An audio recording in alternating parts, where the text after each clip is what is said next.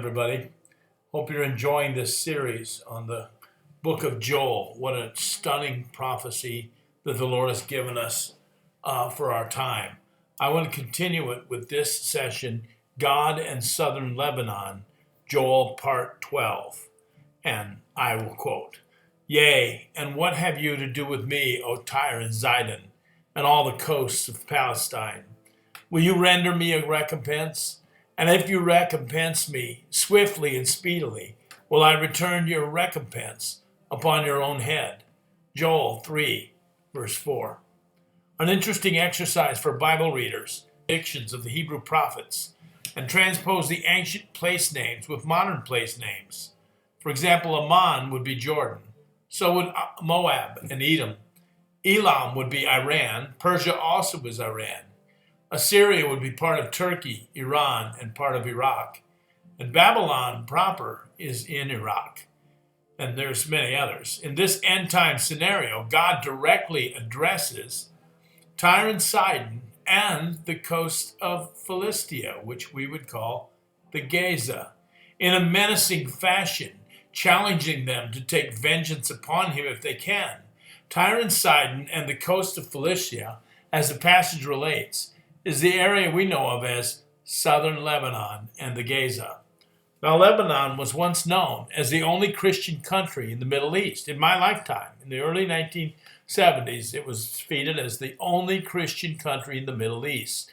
Christianity in Lebanon goes back to Jesus himself, who healed the daughter of a Syro-Phoenician woman in Matthew's Gospel, chapter 15.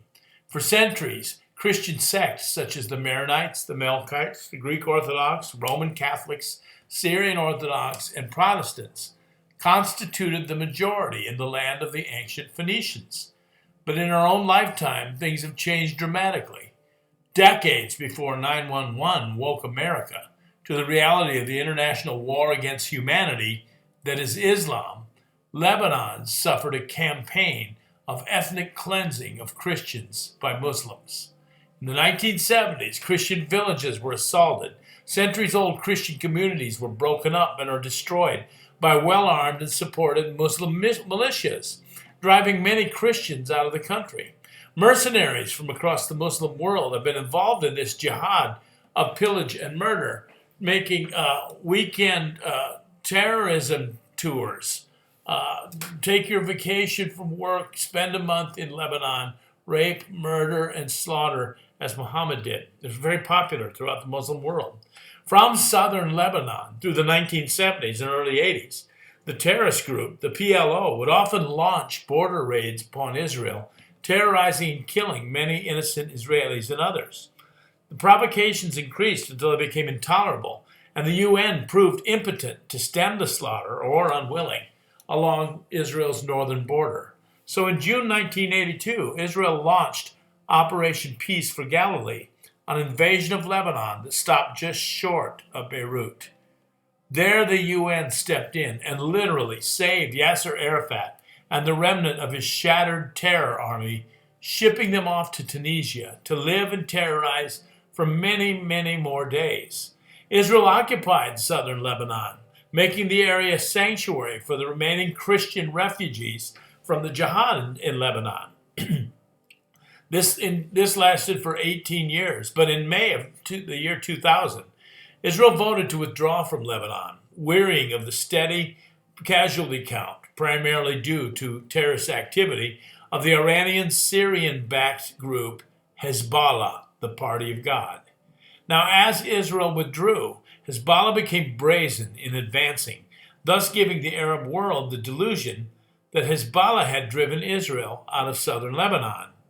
Therefore, Hezbollah, and in particular its spokesman, Sayyad Nasrallah, have become rock stars throughout the Muslim world for being the first to impose defeat on the modern state of Israel. Nasrallah has become outspoken in his pledge to wipe out the state of Israel and feels emboldened by his recent successes.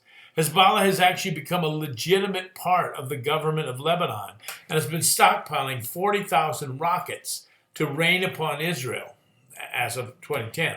Here are some of his statements.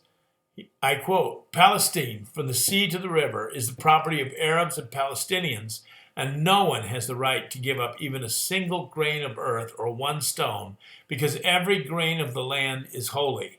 The entire land must be returned to its rightful owners. Another quote, could Israel be wiped out of existence? Yes, and 1,000 times yes. And here's another Hezbollah quote. If they, the Jews, all gather in Israel, it will save us the trouble of going after them worldwide. And again, according to Nasrallah and Hezbollah, Israel is a cancer that needs to be removed at its roots. And finally, our weapons, our blood, and our rockets are all yours, Palestinians, too.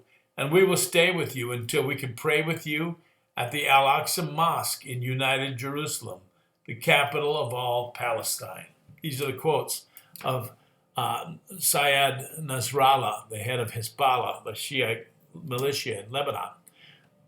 Could the Holy God be addressing Hezbollah when he singles out Tyre and Sidon, i.e. Southern Lebanon, in Joel 3? Will you avenge yourself upon me, Tyre and Sidon? See how I will avenge myself on you. Nasrallah and the terrorist group Hezbollah which have insinuated themselves into the vacuum of southern Lebanon by the withdrawal of Israel, have been boasting of their upcoming total victory over Israel and Israel's God. We will soon see enough how that turns out. In the meantime, in the years since, the Lebanese government has collapsed, and basically Hezbollah and Nasrallah himself have taken over. The Gaza, which once housed many Jewish families from antiquity, Ariel Sharon and George Bush Jr. Turned the Gaza over to terrorists in the hope of making land for peace deals. Now, rather than taking the farm and the businesses that were offered to them, the so-called Palestinians smashed these farms, smashed these businesses. A lot of greenhouses were totally destroyed so that they could pour concrete and make Gaza into a launching pad for rockets into Israel. This is curious to me and stunning and very, very unnerving that in this passage, in the end times of God and this indictment he's bringing against the nations, that he would look up from the pages of Joel and call out in particular Tyre and Sidon and Palestine, Southern Lebanon and Gaza, all of which have been in the news since 2010, and call on them to challenge them to a fight. This is a good time to remember this 120th Psalm. In my distress I cried unto the Lord, and he heard me. Deliver my soul, O Lord, from lying lips and from a deceitful tongue. What shall be given unto thee, or what shall be done unto thee, thou false tongue? Sharp arrows of the mighty, with coals of juniper. Woe is me, that I sojourn in Meshech, that I dwell in the tents of Kedar. My soul hath long dwelt with him that hates peace.